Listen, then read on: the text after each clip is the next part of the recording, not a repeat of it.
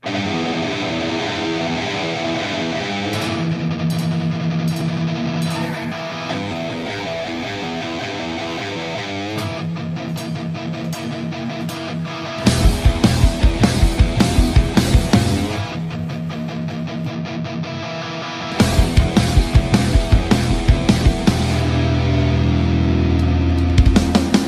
perkenalkan nama saya Tito Antoro, nama saya biasa dipanggil Tito, umur saya 16 tahun. Saya kelas 11 Nautika, sekolah saya di SMK Pelayaran Bahari Tegal. Shalom, perkenalkan nama saya Agus Batara Siahan, bisa dipanggil Agus. Umur saya 17 tahun. Saya bersekolah di SMK Pelayaran Bahari Kota Tegal.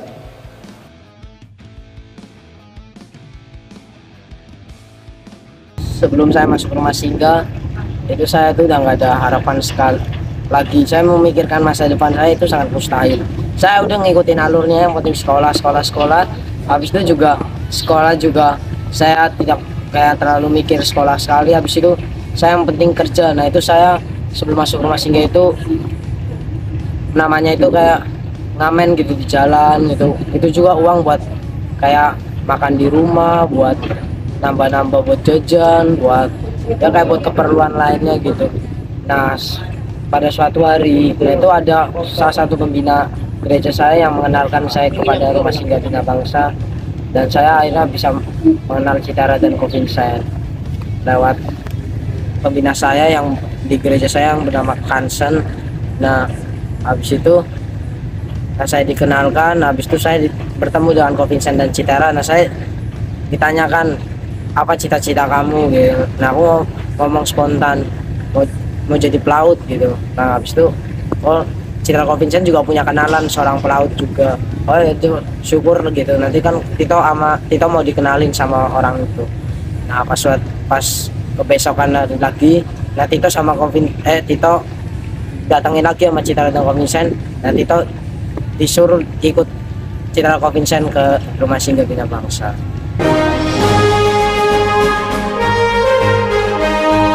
Kesan-kesan saya di rumah singgah, saya yang dulunya jarang berangkat sekolah, dan semenjak di rumah singgah saya semakin rajin berangkat sekolah. Dan bukan hanya itu saja, dan saya setiap paginya dulu tidak bisa bangun pagi, kesiangan apapun, tapi semenjak di rumah singgah saya selalu bangun pagi. Dan bukan hanya itu saja, saya di rumah singgah ini memiliki mentor-mentor, di mana itu untuk mencurahkan hati saya, untuk curhat, untuk ngomong, untuk konseling apapun ke mentor-mentor saya. Bukan hanya dapat mentor saja yang bisa curhat atau apapun konseling, tapi saya juga mendapatkan kayak rohani gitu, supaya saya lebih bertumbuh dalam kerohanian saya. Saya sering baca firman Tuhan setiap malam sama teman-teman, memuji Tuhan, menyembah Tuhan.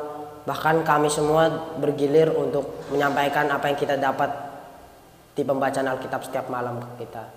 Kesan yang saya dapatkan saya di rumah singgah, setelah saya di rumah singgah yang dulunya saya malas-malas untuk belajar, saya mendapatkan satu binaan dan saya menjadi lebih semangat lagi untuk bersekolah, dan saya mendapatkan banyak motivasi yang saya dapatkan melalui mentor-mentor yang ada.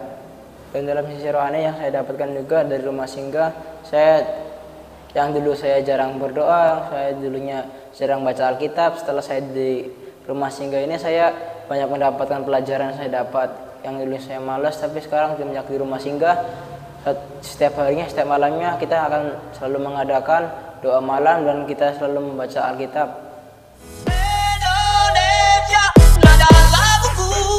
Dalam kami mengadakan satu program DPM dan hanya terpilih 27 anak yang untuk mengikutinya, dan aslinya kami tidak terpilih untuk mengikutinya.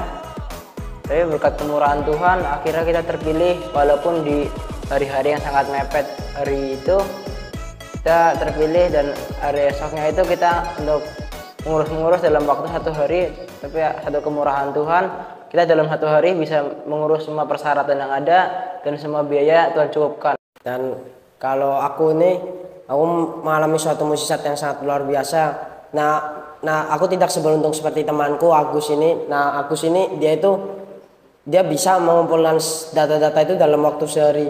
Sedangkan aku sulit sekali karena aku ini asalnya bukan asli Tegal dan saya harus melengkapi surat-surat itu. Dan pada akhirnya aku hampir saja menyerah hampir kehilangan kesempatan itu, tetapi nggak tahu kenapa Tuhan memberikan mukjizatnya lagi dan aku diberikan surat dari Yayasan Rumah Singgah dan saya bisa mengikuti program itu di Purwokerto.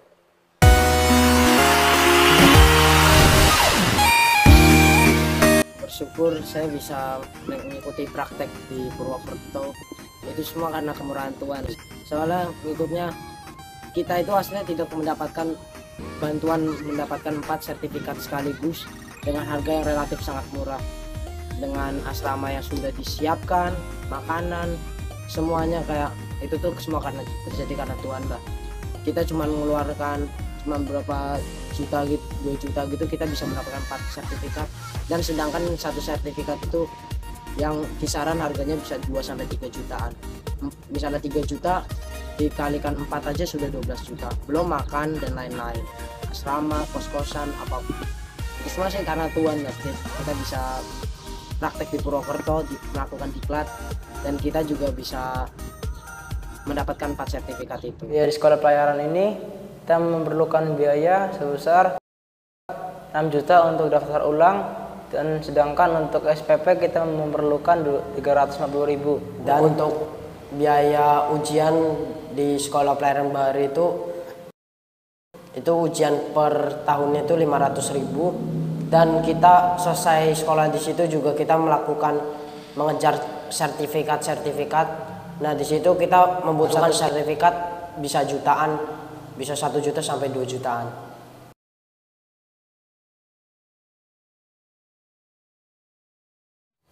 Ayat favorit saya Lukas 1 ayat 37. Bagi Allah tidak ada yang mustahil. Yeremia 29 ayat 11. Sebab aku ini mengetahui rancangan-rancangan apa yang padaku mengenai kamu, demikianlah firman Tuhan, yaitu rancangan damai sejahtera dan bukan rancangan kecelakaan, untuk memberikan kepadamu hari depan yang penuh harapan.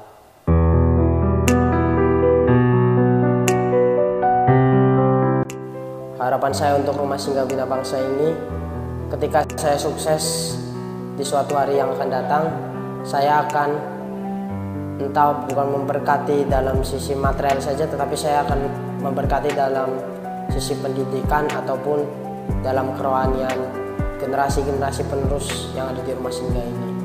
Saya mau nanti Rumah Singgah ini pelayanannya lebih luas lagi. Kalau kamu sih Gus, apa harapan kamu untuk Yayasan Rumah Singgah Bina Bangsa ini? Yang saya harapkan Rumah Singgah ini akan menjadi lebih besar lagi, dan Rumah Singgah menjadi berkat untuk Kota Tegal dan bertambah di sekeliling Kota Tegal. Memiliki satu kerinduan Rumah Singgah, supaya Rumah Singgah memiliki tempat tinggal yang tetap.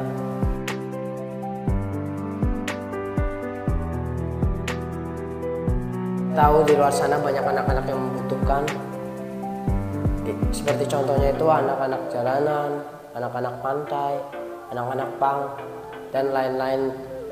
Saya berharap untuk anak-anak jalanan maupun anak pang, pun anak-anak yang di luar sana yang sulit untuk bersekolah, saya berharap untuk mereka supaya mereka mendapatkan pendidikan yang lebih lagi, dan saya mengharapkan supaya saya dapat terlibat dalam melayani anak-anak jalanan di luar sana supaya mereka mendapatkan pendidikan yang lebih lagi.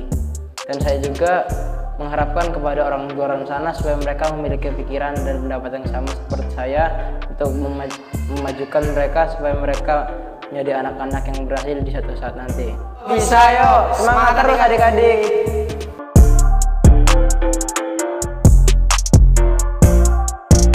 Jika Tuhan menuntun saya dari dulu hingga sampai saat ini, saya akan menyerahkan semua masa depan saya ke dalam tangan Tuhan.